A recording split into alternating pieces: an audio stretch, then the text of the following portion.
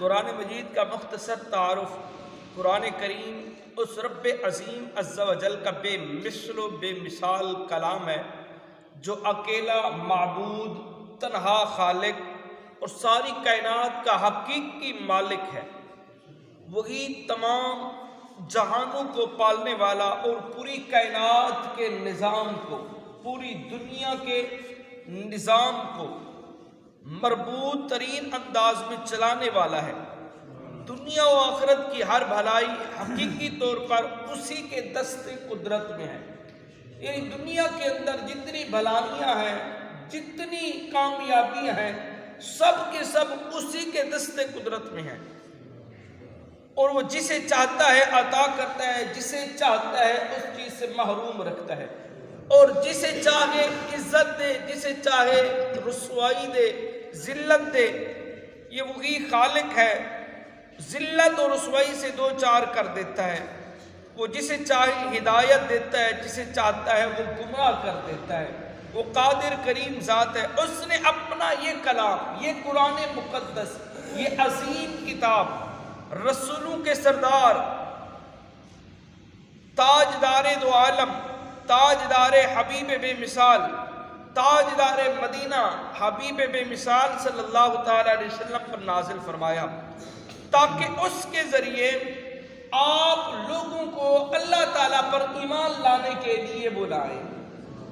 اس قرآن کے ذریعے اللہ تعالیٰ پر ایمان لانے کے لیے کیا کریں؟ بلائیں، اور دین حق کی پیروی کرنے کی طرف بلائیں۔ یعنی پھر ان کو بتائیں کہ اسی قرآن کے ذریعے سے کہ یہ دین حق ہے، یہ دین اسلام ہے، یہ اللہ وحدہ لا شریک ہے، جس کی تم پوجا کرتے ہو، سجدہ کرتے ہو۔ یہ بت تمہارے خدا نہیں ہے، بلکہ وحدہ لا شریک وہی خدا ہے جس کو سجدہ کیا جاتا ہے۔ اور شرک و کفر، نافرمانی کے انجام سے ڈرائیں۔ یعنی جو شرک کرتے ہیں، نافرمانی کرتے ہیں، اس کے علاوہ جو ہے کفر کرتے ہیں،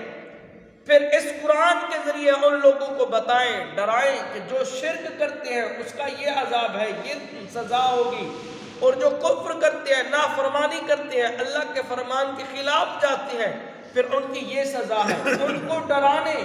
اس قرآن کے ذریعے جو اللہ کریم نے ان کو اس قرآن کے اندر بتایا ہے، ان کو بتائیں کہ یہ کفر، شرک، نافرمانی کا انجام یہ ہوتا ہے۔ لوگوں کو کفر و شرک اور گناہوں کے تاریک راستوں سے نکال کر ایمان اور اسلام کے روشن اور مستقیم راستے کی طرف ہدایت دیں۔ کفر، شرک، گناہ، جس راستے پہ لوگ چل پڑے ہیں اور چل رہے ہیں، اس راستے سے نکال کر قرآن پاک کے ذریعے سے پھر وہ ہدایت والے راستے، مستقیم والے راستے، سیدھے راستے کی طرف ان کو گامزن کریں، لے آئیں، ہدایت والا راستہ بتائیں، ان کے لیے دنیا و آخرت میں فلاح و کامرانی کی راہیں آسان فرمائیں۔ قرآن مجید نازل ہونے کی ابتدا رمضان کے ببرکت مہینے میں ہوئی۔ یعنی جب اس کی ابتدا ہوئی، جب یہ نازل ہوا، اس کی ابتدا بھی ببرکت مہینہ رمضان المبارک کا مہینہ تھا، اور نبی کریم علیہ السلام کی بارگاہ میں اسے لانے کا شرف روح الامین حضرت جبریل امین علیہ السلام کو ہوا۔ پھر تھوڑا تھوڑا کر کے اللہ کی بارگاہ سے لے کے آنا یہ شرف حضرت جبریل کو ہوا تھا۔ وہ وحی کے ذریعے اللہ کے حبیب علیہ السلام کی بارگاہ میں لے آتے تھے، اور شب معراج کچھ آیات بلا واسطہ بھی عطا ہوئی۔ جب حضور علیہ السلام کو معراج ہوئی، معراج جسمانی، اللہ رب العالمین سے ملاقات ہوئی، پھر کچھ آیات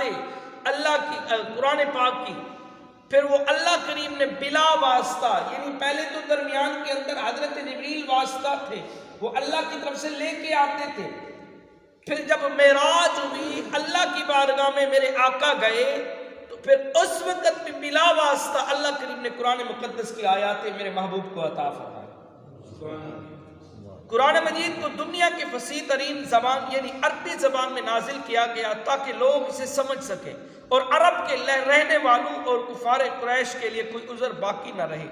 اور وہ یہ نہ کہہ سکیں کہ ہم اس کلام کو سن کر کیا کریں گے جسے ہم سمجھ ہی نہیں سکتے۔ یعنی یہ بڑی فصیح ترین کمال میٹھی زبان عربی زبان کے اندر اللہ کریم نے اس قرآن مقدس کو نازل فرمایا۔ اور ایک یہ تھا اس کے اندر، کیونکہ میرے آقا عرب کے اندر آئے تھے، اور اس وقت عرب کی زبان جو ہے عربی تھی، تو لوگ عربی پڑھا کرتے تھے، عربی زبان وہاں کی تھی، تو اس لیے کہ جو عرب والے ہیں، کفار قریش والے ہیں، قریش مکہ والے ہیں، وہ یہ عذر نہ لا سکے کہ ہمیں جو ہے کچھ سمجھ تو آتا نہیں تھا، کیونکہ اس وقت وہاں پہ بڑا کفر تھا، شرک کا یہ عالم تھا کہ لوگوں نے بتوں کو سجدہ کرنا شروع کر دیا، لوگوں نے سورج کو خدا بنانا شروع کر دیا، چاند کو خدا بنانا شروع کر دیا، بت رکھ دیتے تھے، اس کے سامنے سجدہ کرتے تھے کہ یہ ہمارا خدا ہے۔ پھر آقا صلی اللہ تعالی وسلم آئے، ان کو بتایا کہ یہ جن کو تم سجدہ کرتے ہو، خدا مانتے ہو، معبود مانتے ہو، نہ یہ تمہیں نقصان دے سکتے ہیں، نہ تمہیں یہ فائدہ دے سکتے ہیں، ان کی تو کوئی حقیقت نہیں ہے۔ تو پھر ان کا یہ عذر ختم کرنے کے لیے اس لیے فصیح و بلیغ زبان کے اندر عربی میں اللہ کریم نے یہ قرآن مقدس نازل فرمایا۔